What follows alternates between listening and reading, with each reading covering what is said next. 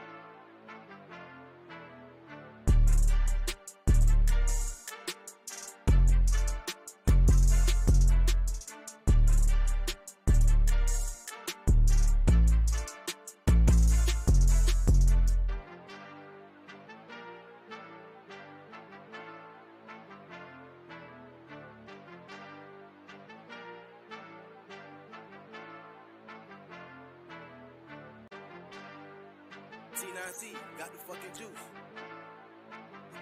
Silver's the new gold. Chris is so fun.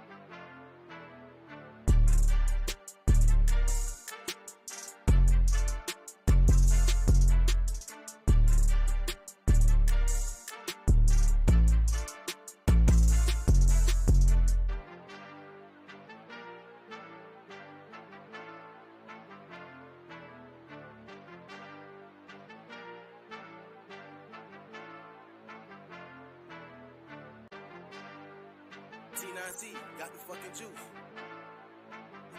Silver's the new gold. Chris is so fun.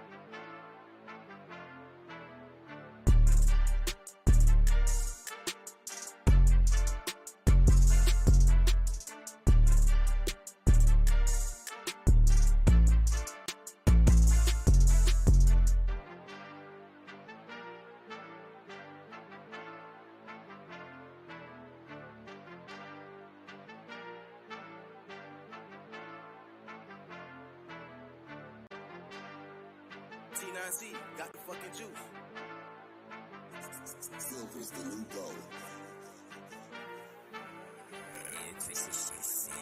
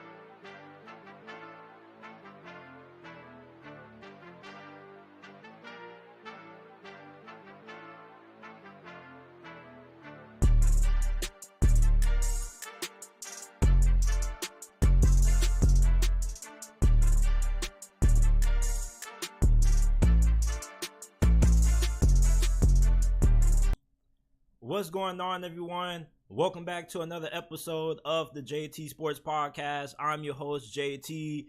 Happy that you guys have taken time out your day to join me on this wonderful Thursday afternoon. We got a really exciting episode, man. Like I keep saying this every episode, but I really do be excited for every new episode that we do, man. Like I tell you guys, I'm a creature of habit. I love coming on here and doing this. Like if I don't do this once a day, my day isn't complete. But on today's episode, we're going to be discussing how the Patriots have regressed under Bill Belichick, man. Like, I know y'all been hearing the Andy Reid versus Bill Belichick debates, who's the greatest head coach of all time, but we got to discuss how the Patriots have fallen off ever since Tom Brady left Foxborough, man.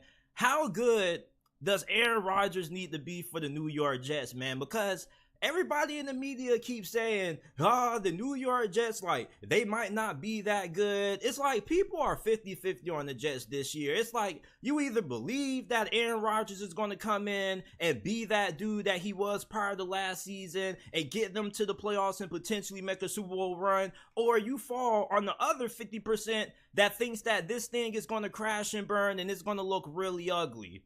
Then the Houston Texans. Now, when I had them on my top 10 defenses a couple of days ago, there were some people that were flipping out in the comment section. The Texans, yeah, I had the Texans as having a top 10 defense this year. What about it? So I'm going to dive deeper into why I believe the Houston Texans are going to have a top 10 defense. And I'm going to be giving you guys my keys to what the Pittsburgh Steelers need to do this year to have a successful season. Before we get into it, if you haven't already, make sure that you check out the JT Sports Podcast. We're not just available on YouTube. You can find us on all podcasting platforms, Apple, Google, Spotify, Amazon, wherever you get your podcast from. You can find the JT Sports Podcast. Leave us with a 5-star review if you enjoyed the episode. We're trying to get to 100 5-star reviews before the season begins. So make sure to go give us a 5-star review, Apple, Spotify. All you got to do is type in the JT Sports Podcast and it will pop up.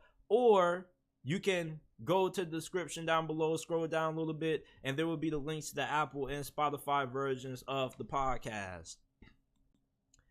You know, ever since Tom Brady left Foxborough, things have not been the same for the New England Patriots, man. And you remember when we used to have these long, drawn-out debates about who was more responsible to the Patriots being the dynasty that they were, Tom Brady or Bill Belichick?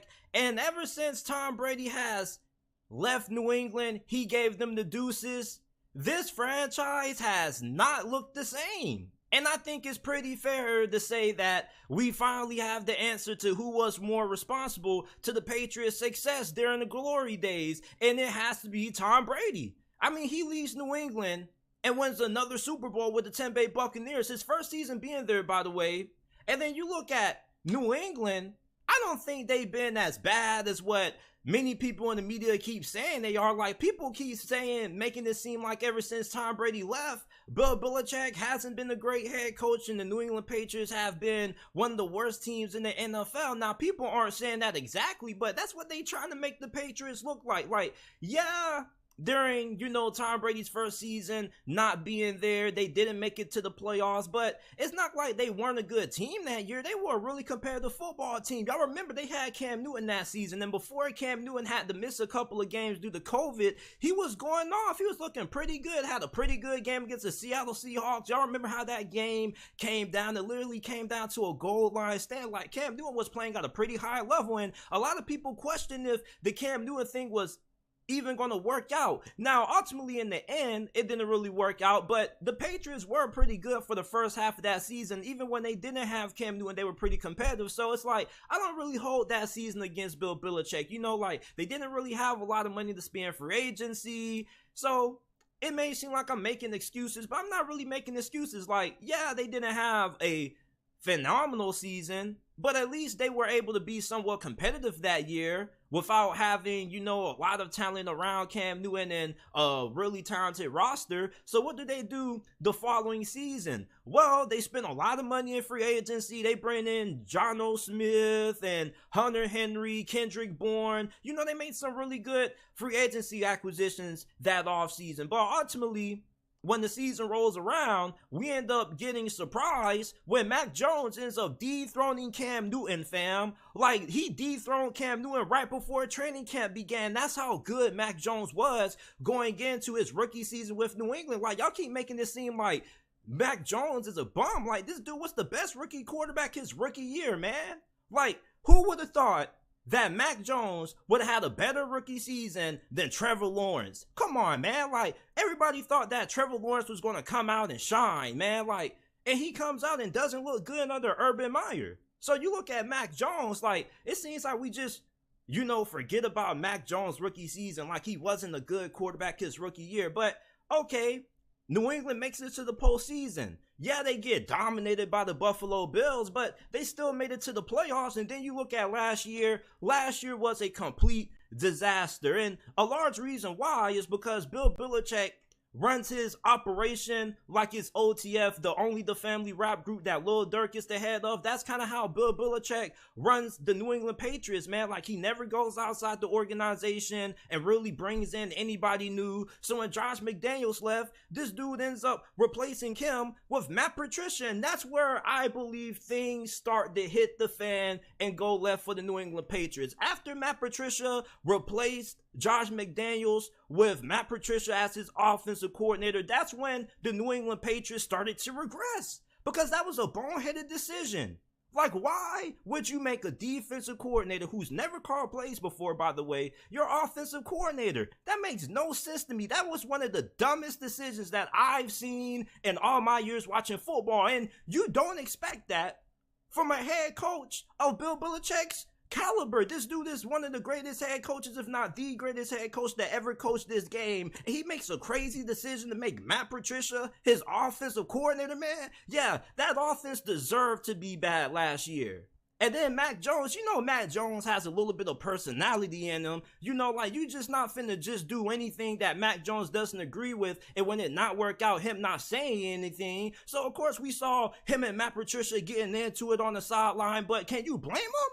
I mean, Matt Patricia did not know what he was doing. The only good thing about the New England Patriots offense last year was the fact that Ramondre Stevenson was carrying a lot of people's fantasy football squads last year. So shout out to Matt Patricia for that. At least he put Ramondre Stevenson in the offense that let him broke out last year. I mean, Ramondre Stevenson was going on, but outside of that, there was nothing good about New England's offense last season.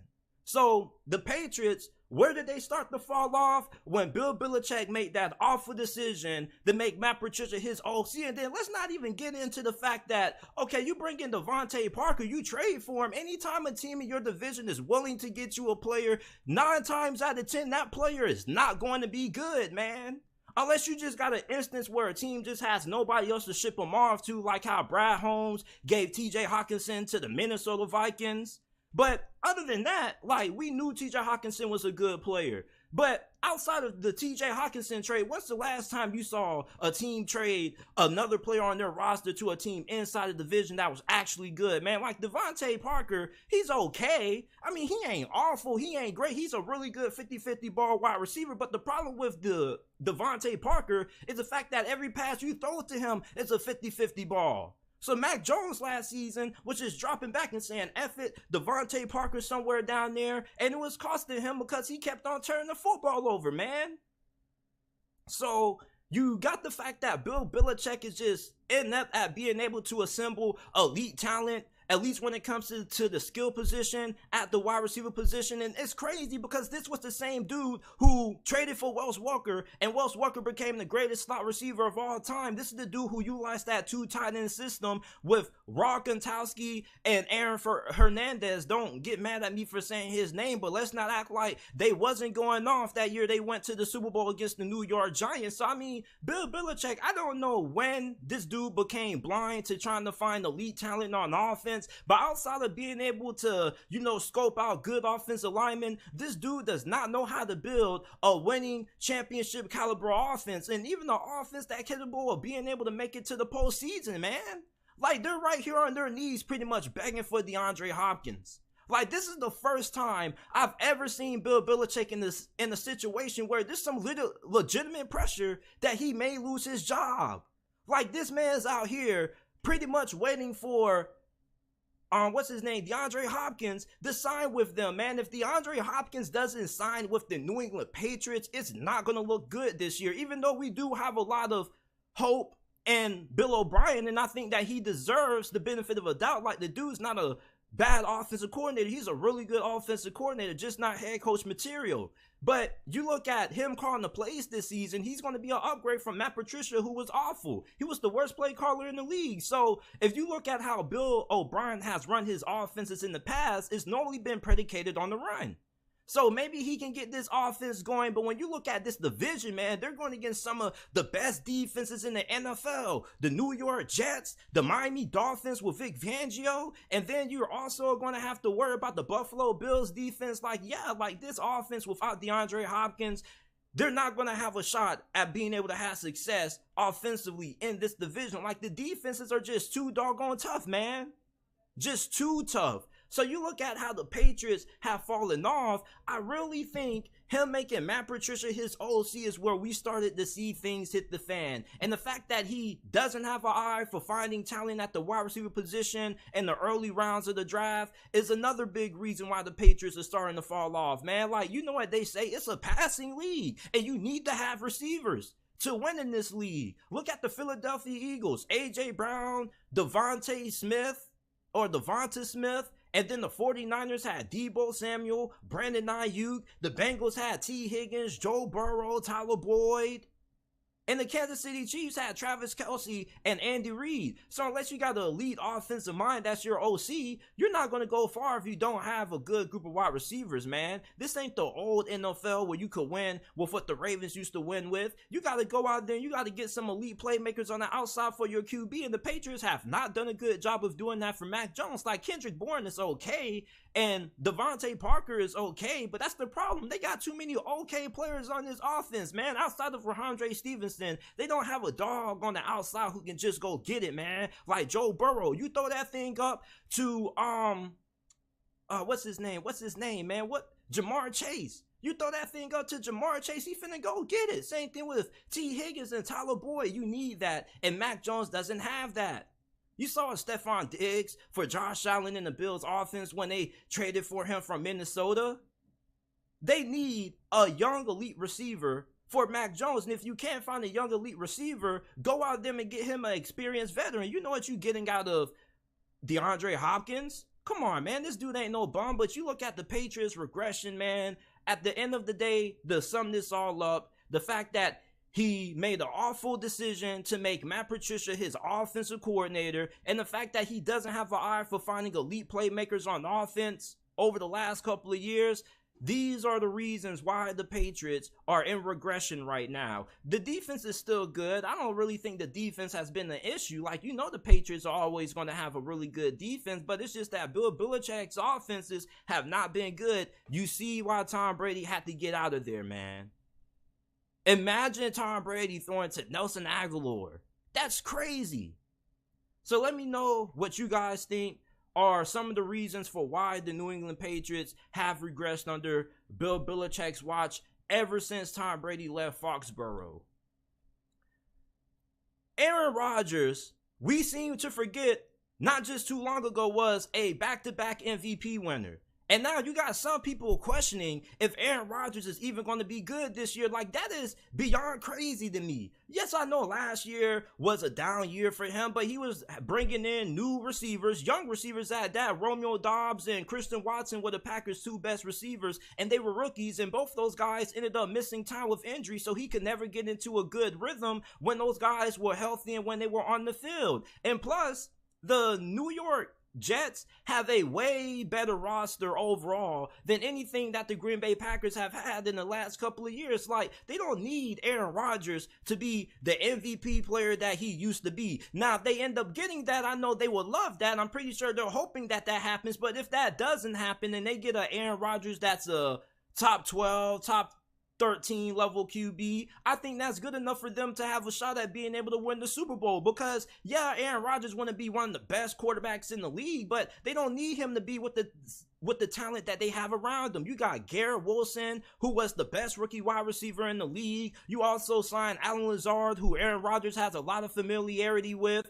Your offensive line is going to be a lot better than what people are giving credit for, man. Like, they got Joe Tippmann, a rookie center out of Wisconsin in the second round. That dude is a bulldozer. He's probably going to end up being the best center that the New York Jets have had since Nick Mangold. And then you got Mekhi Becton. Mekhi Becton is a bust, not because he can't play, but because the dude can't stay healthy and he can't stay on the field. But when he is able to be healthy, he's really good. And you look at the fact that at your offensive guard positions, you got Lincoln Tomlinson, you got Elijah Vera Tucker. Like, I don't know why people keep saying the New York Jets have a bad offensive line, making it seem like the offensive line isn't, a pretty big issue. Like, the offensive line is not an issue. They got a really good offensive line. Now, I think that a lot of people are not giving this defense enough attention. Like, y'all make it seem like Aaron Rodgers has to carry the New York Jets on his back. Like, he does not need to carry this franchise on his back. As a matter of fact, all he needs to do is be better than Zach Wilson, Joe Flacco. Who else they don't have that QB? Sam Darnold. I mean, these boys also had Ryan Fitzpatrick. The last time the New York Jets got competent quarterback play was that season that Ryan Fitzpatrick went off and the New York Jets gave him that extension after. Ever since then, they have not had good QB play. And then if you want to go back even further, Mark Sanchez. When Mark Sanchez and the Jets went to those back-to-back AFC Conference Championship games, he was pretty serviceable. And even then, like, the New York Jets still weren't able to get it done. So the New York Jets have a great defense. This defense carried this team all last season. Like, this offense did this defense no justice. And every time this defense was asked to step up against some of the best offenses in the NFL, they delivered. You see how they play against the Buffalo Bills and Josh Allen. So this is a top 3 defense going into this year. And with Aaron Rodgers at the helm, you know you're going to get better quarterback play from what you have gotten from that position the last couple of years. So Aaron Rodgers doesn't need to be a superstar. He doesn't need to be an MVP candidate. He just needs to be better than what you have had at that position for the last decade, man. And that's not really a low bar that he has to exceed. Yeah, I get the fact that, well, JT, he's in the division with Josh Allen and Tua Tagovailoa. It's like, okay, but I mean, I love Tua, but come on, man. Like, I still would take Aaron Rodgers over Tua Tagovailoa. Aaron Rodgers doesn't need to be a great QB for the Jets to have success. All he needs to do is be a serviceable QB. And I think that the New York Jets can get that. Now, I don't think he's going to be a middle-of-the-pack QB. I do think he's going to be above average. I think he's going to be a top 12 QB this year. And the New York Jets can win with that because of how good this defense is and how good their supporting cast is around Aaron Rodgers. It's not like this dude is going to an organization where he has to learn a completely new system. Like, him and Nathaniel Hackett already have a lot of familiarity when they were with each other in Green Bay. So it's not like he's learning an entirely new system. Like, he has a pretty good amount of familiarity with Nathaniel Hackett's system. Nathaniel Hackett didn't work out with the Denver Broncos with Russell Wilson, but Aaron Rodgers is going to make Nathaniel Hackett look good as a play caller. So I'm not really worried about the play calling from Nathaniel Hackett. You got to remember, like, Peyton Manning, one of his offensive coordinators during his time at Denver, I believe, was Adam Gase. So if you got a good QB that's serviceable, he's going to make the guy calling the plays look good for you. Look at Tom Brady under Byron Leftwich. And then once Tom Brady retired, you saw they got rid of Byron Leftwich, even though I believe it was a scapegoat move. But if you got a solid quarterback like Aaron Rodgers at the helm, he's going to make the play caller look better than what he was. Because with Aaron Rodgers, it's just not like you're going to call the plays and make Aaron Rodgers play in a certain structure. Like, Nathaniel Hackett and Aaron Rodgers already have a good understanding with what both of each other are expecting from one another. So it's like Aaron Rodgers is going to be allowed to freestyle. He's going to be able to call audibles, adjust the protections, and all that. So it's not like Aaron Rodgers is going to a situation where he has to learn a new system over again, a new playbook. Now, I get the concerns that people have about Aaron Rodgers getting along with his teammates, but Aaron Rodgers has taken those young receivers under his wing, and they've grown and really gravitated towards him. And I really think that the depiction that the national media tries to paint of Aaron Rodgers isn't really true. I just think that Aaron Rodgers is just one of those people that beats to his own drum. And, you know, with Aaron Rodgers, he's also one of those type people who likes to stick it to the media. He loves proving people wrong. He gets a lot of satisfaction from proving people wrong. And when the New York Jets end up being good this year, he's going to come on those national talk shows like the Pat McAfee show and, you know, make jokes about it, how people try to make it seem like he was just a weird hippie introvert that doesn't really know how to, you know, communicate and react around people. Like, people love Aaron Rodgers, man. There's not too many teammates that have bad things to say about Aaron Rodgers.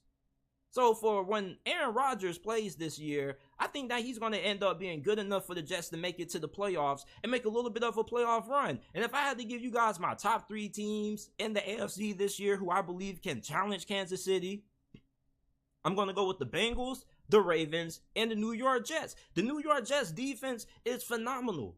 We keep talking about how good does Aaron Rodgers need to be. I mean, he doesn't have to be too good, because their defense is not going to be allowing too many teams to score more than, 18, 19 points a game. So all they got to do is score 21 a game, and they should be winning the majority of the games that they play. Like, we keep making a lot of fuss about their early season slate, but I mean, they got a great defense that can shut down some of those better quarterbacks that they play. So I think that Aaron Rodgers just needs to be a top 12 quarterback, be above average this season, and the New York Jets should be a playoff team, and they potentially could make a Super Bowl run. I mean, do you remember Peyton Manning's final season in the NFL with the Denver Broncos? He was not good. That was the worst season of Peyton Manning's career, and this season was worser than his rookie season with the Indianapolis Colts when he threw 28 interceptions that season. And the Denver Broncos still won a Super Bowl with that. You want to know why? Because Peyton Manning was good in the key moments. So if the Denver Broncos can win the Super Bowl with how Peyton Manning played his final season in 2015, I'm pretty sure the New York Jets can do that in a similar way. Like, yeah, some of the best quarterbacks in the NFL, majority of them play in the AFC, but there's not too many defenses in this conference that are as good as what the New York Jets defense is. The 2 best defenses in the NFL last season were the Dallas Cowboys and the San Francisco 49ers. You want to know who was behind them at number 3? The New York Jets, fam. So the New York Jets defense isn't being talked about enough. This is a defense that's not going to allow a lot of points to be scored on them. No matter who they play at QB, who they're going to be lining up against, this defense is still going to show up and show out. So unless this defense just falls off the cliff and this defense just isn't good, I don't think that the New York Jets are going to end up missing the playoffs. I at least think this should be a playoff team with Aaron Rodgers on it. And I think the best case scenario, they win the whole thing. They go to the Super Bowl and they win it. You saw what Tom Brady did when everybody said that he wasn't going to be able to do it. The same thing that y'all are using against Aaron Rodgers. He got new teammates. How long is it going to take for him to get adjusted to him and whatnot? And you saw Tom Brady, his first season with the Tampa Bay Buccaneers. Yeah, they had some ups and downs throughout that year, but they still were able to put it all together to win the Super Bowl. So why can't Aaron Rodgers do the same thing? This offensive line is not that bad. They got a great defense, and they got a great supporting cast around Aaron Rodgers for him to be successful. This is the same situation that Tom Brady was in his first year with the Tampa Bay Buccaneers. So you guys let me know down in the comment section how good you guys think the New York Jets need Aaron Rodgers to be this season. Before we move on, if you haven't already, make sure that you guys go ahead, leave a like on this video, subscribe to the channel. We go live every day, Monday through Friday, around 5 p.m. Eastern time. Remember that we're not just available on YouTube. You can find us on all podcasting platforms, Apple, Google, Spotify, Amazon, wherever you get your podcast from. You can find the JT Sports Podcast and rate us 5 stars. We are trying to get to 100 5-star reviews before the season begins. Now, I got a lot of people who were really mad at me when I had the Houston Texans ranked inside my top 10 defenses for this year, man. And for all you people that were saying, man, JT, why do you got the Texans on here, man? Like, the reason why I got the Texans on there is because they're going to have probably the second best young defense in the NFL this season, right behind the Seattle Seahawks. Like, just be honest, unless you're a Texans fan, a lot of you guys were not watching the Houston Texans last year, because if I ask you who Jalen Petrie is, most of you guys are not going to know who he was, and he was probably the best rookie safety in the NFL last year. He led the Houston Texans in tackles and interceptions as a safety. A lot of you guys know who Jaquan Brisker is because most people were tuning in to the Chicago Bears playing last season for Justin Fields. But if you really watched the Houston Texans defense last year, there's no way you should not know who Jalen Petrie is. You give DeMeco Ryans a Jalen Petrie, fam? Jalen Petrie is probably going to be an all-pro this year. And then they signed Jimmy Ward. So they have one of the best safety duos in the NFL this year. And you look at Derek Stingley, like, I know Derek Stingley got drafted high and we kind of forgot about him, but the reason why we forgot about him was because of who his head coach was, Lovie Smith. And Lovie Smith held back Derek Stingley. Like, Lovie Smith put Derek Stingley, one of the most talented cornerbacks to come out in recent memory, in a system that kind of brought down his strengths and what he did well. So you got DeMeco Ryans, somebody who knows what he's doing on the defense side of football. He's going to turn Derek Stingley into a star. And then you also have Steven Nelson. Steven Nelson is pretty solid. Yeah, I think that he's 30 years old going into this year, or he'll end up turning 30. But Steven Nelson is at least able to give you solid cornerback play. Like, with Steven Nelson starting, you're never going to have to worry about, getting torched on that side of the field. Like, he's going to be a solid corner. Now, he's not going to give you elite cornerback play, but he's going to give you solid cornerback play where that cornerback 2 position is not going to be a liability. And you look at this defense, they were not good against the run last year. I think they gave up like the 8th or 6th most rushing yards in NFL history. Their run defense was absolutely terrible, man. Like, it was like a buffet every time you had the opportunity to play the Houston Texans. When you saw that defense, you knew all you had to do was run the football and they weren't going to be able to stop you. So what did they do to improve that? They signed Sheldon Rankins in free agency. You also re-signed Malik Collins. Sheldon Rankins is really good against the run. Same thing with Malik Collins. As a matter of fact, when Malik Collins was on the field, the Houston Texans run defense was better versus how it performed when Malik Collins was on the sideline. And then you have Jonathan Grenard. Now, Jonathan Grenard, he dealt with some injuries last season, and plus he just wasn't that good when he was on the field. But the year prior, he had 8 sacks. So hopefully you can get Jonathan Grenard bouncing back and playing at the level that he was the season prior to last year. And then you also traded up for Will Anderson, who was regarded as the best pass rusher in this draft class, arguably the best defensive prospect coming out of this draft outside of Jalen Carter. So there are high expectations for Will Anderson. And when you look at some of these pass rushers who have been drafted high over the last couple of drafts, your Nick Bosa's, Joey Bosa's, your Michael Parsons and whatnot, if you draft a pass rusher in the top 15 that is considered to be an instant impact kind of player, most of those guys end up being really good early on. You look at how Aiden Hutchinson played last year. So if Will Anderson is that good as what a lot of people were saying when he was coming out of Alabama, he should be a guy who could give you 8 to 9 sacks right away, which would be really good. And at linebacker, you signed Denzel Perryman and Corey Littleton. Those guys are also going to help improve your run defense. Corey Littleton had a pretty good stretch when he was with the Los Angeles Rams. Now, I don't know what the hell happened ever since he left LA, but he hasn't really been the same. But last year, he was pretty good. So DeMeco Ryans brings him in, and then you have Denzel Perryman, who's been playing the best football of his career over the last 2 years. Last season, not 2022, but 2021, he was a Pro Bowler, and he's one of the better linebackers in the league when it comes to defending against the run. And you also are going to get that out of Corey Littleton.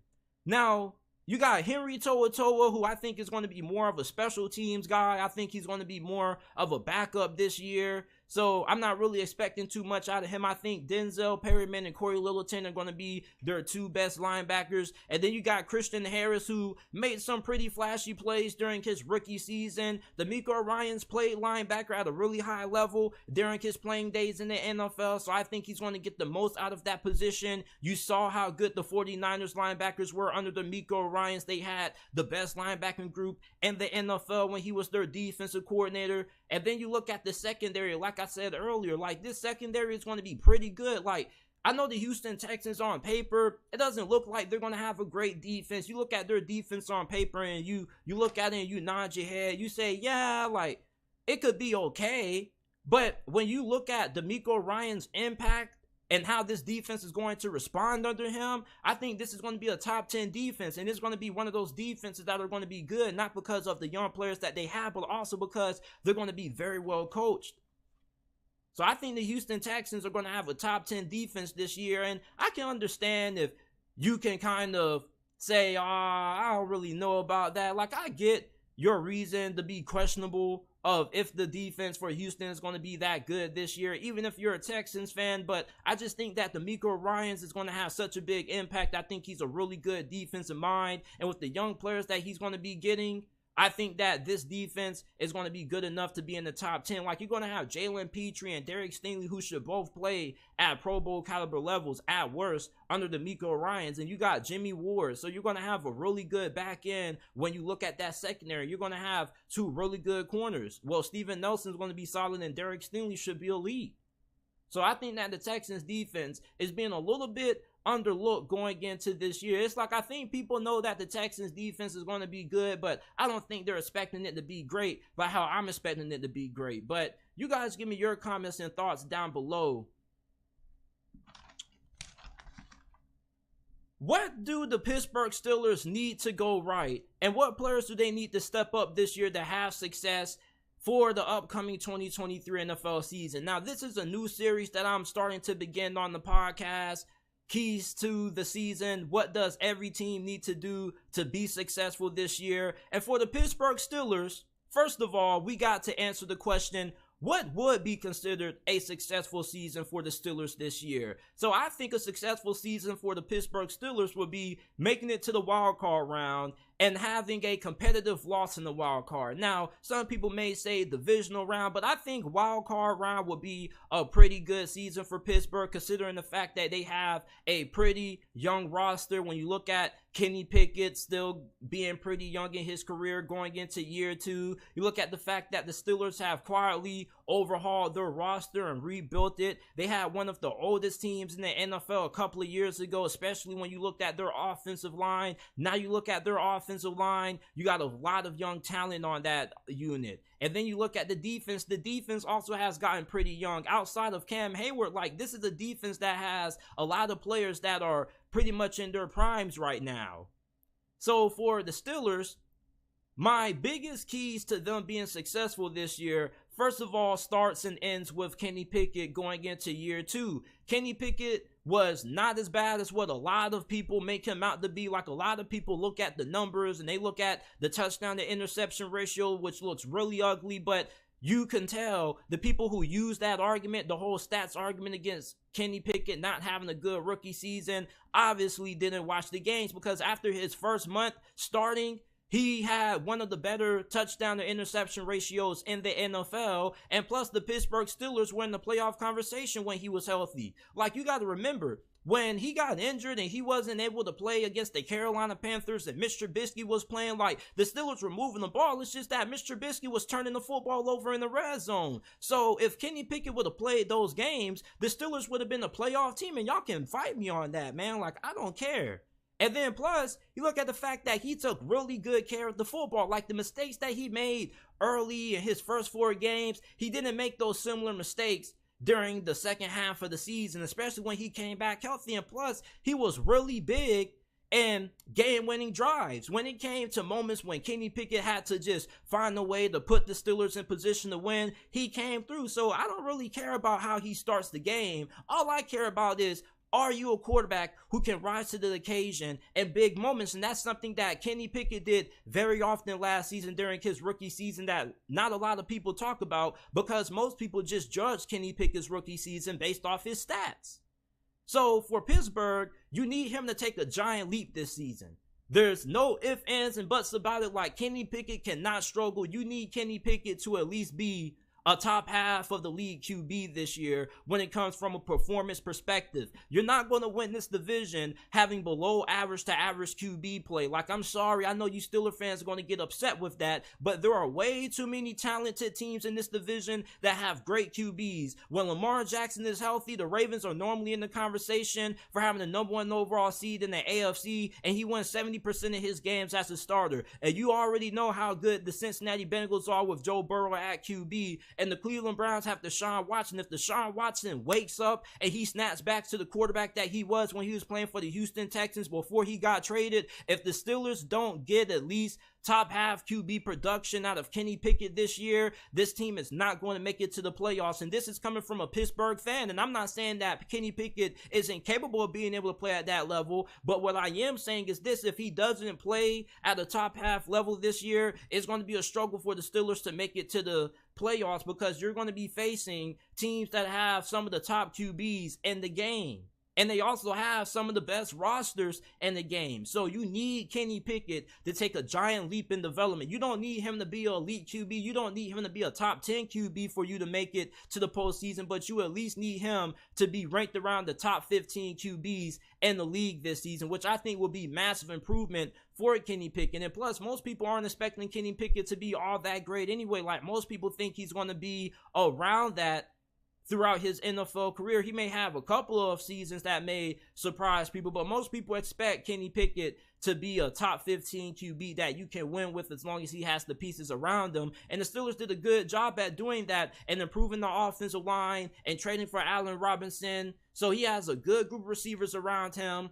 And then he has a better offensive line than what he had last season. They're calling this offensive line the picket fence. Now, the most important player on the offensive line who is going to have another big impact on how the Pittsburgh Steelers season goes this year is rookie left tackle Broderick Jones, who they drafted in the first round out of Georgia. Now, I was really happy when the Steelers drafted him in the first round. This dude is a massive human being. He's an incredible athlete, and there's no way he can be any worse than Dan Moore. Like, Dan Moore was an undrafted player, and you know, Pittsburgh is one of those organizations that they love to give people opportunities, but Dan Moore should not have been the starting left tackle for Pittsburgh as long as what he was. And the left tackle position is one of the most valuable in the NFL. If you don't have a good left tackle, that can be the difference between you winning and losing 3 to 4 additional games. So when you have a good left tackle, some of the best pass rushers in the NFL, such as your Myles Garrett's of the world, end up having a difficult opportunity when you have a franchise left tackle. Pittsburgh needs Broderick Jones to be solid out the gate. Now, they don't need him to be great. They don't need this dude to look like he's an elite left tackle, even though you would hope for that to happen, and that's what you kind of expect for him to happen later on in his career. But right now, I just think you need him to be solid, which would be steps better from what you've gotten from the left tackle position over the last couple of years. You're already good at your other positions. At guard, center is really good. I think Chixo Okorafor is okay. All right, I think you could do a lot better than him, but I do think he's a pretty serviceable right tackle. And then the last person on the offense that's going to have a big impact on how successful the Steelers season is Matt Canada. You need Matt Canada's play calling to improve on third down and inside the red zone. Like, this dude's red zone play calling is not good. And I know I'm not a play caller, so I don't really know everything that goes into calling plays and whatnot, but I do know that some of those plays that Matt Canada be trying to run have zero chance for success. And then you look at how he calls plays on third down. Like, I remember there was one game when this dude called a halfback pitch. Like, what are you doing calling a halfback pitch, man? You know we don't have the offensive line to be running a halfback pitch on 3rd and 1. If you just don't give the ball to Najee Harris up the middle and let him run. Some of Matt Canada's play callings were really head-scratching, and that's me keeping it PG.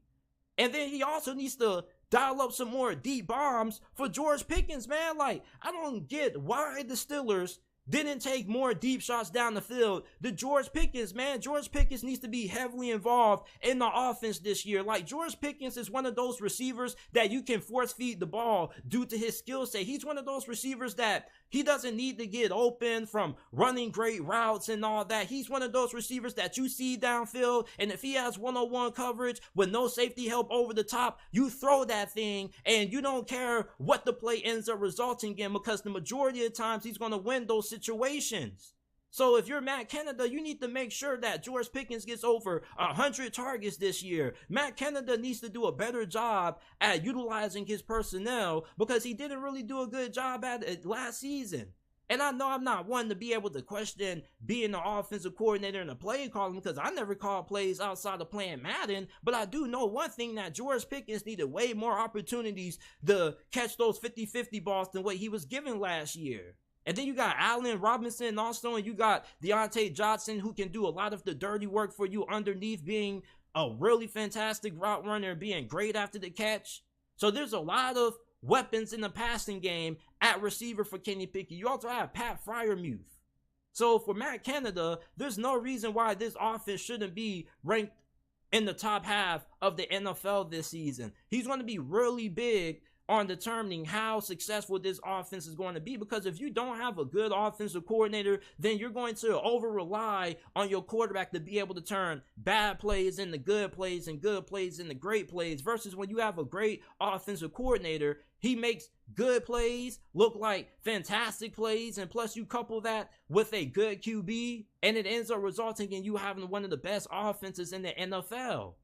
So when you look at Patrick Mahomes, like, yeah, he has Andy Reid calling the plays, but Patrick Mahomes makes Andy Reid look better as a play caller, because he can turn the average plays into great plays and the good plays into epic plays. And for Kenny Pickett, just not having a good offensive coordinator could kind of hold him back this year. So for Matt Canada, his play calling needs to step up if this offense is going to improve this season.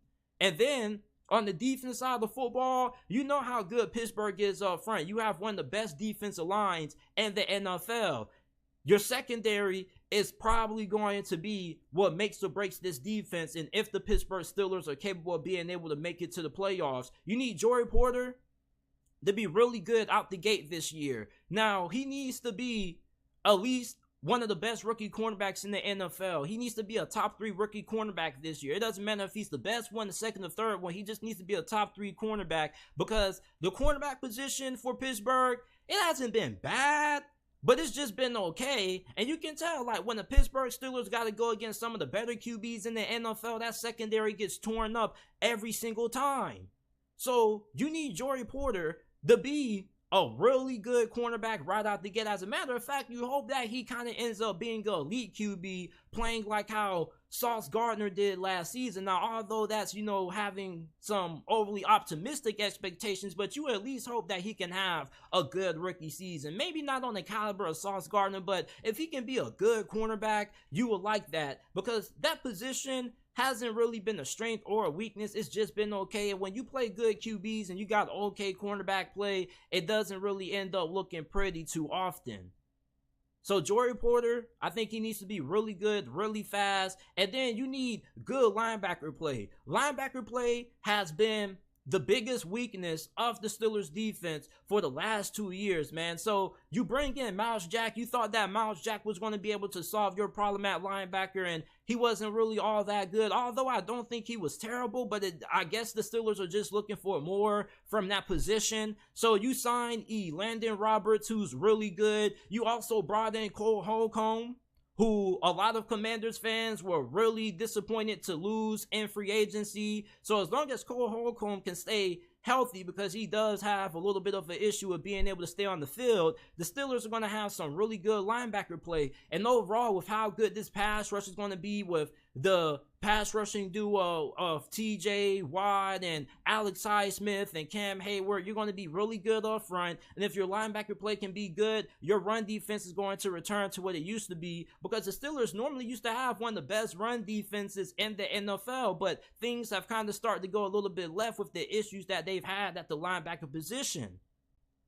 So these are my Pittsburgh Steelers keys to a successful season in 2023. Let me know how you guys feel about this down in the comment section down below. Let me know what your keys are for a successful season for the Pittsburgh Steelers this year.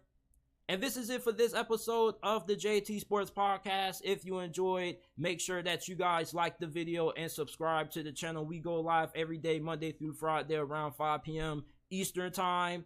Rate us 5 stars on Apple and Spotify. You can find the links to those down in the description down below. You just got to scroll down a little bit, or you can go to either of those platforms, type in the JT Sports Podcast, and it will pop up. I appreciate you guys for tuning in to this episode, and I will see you guys tomorrow with another episode of the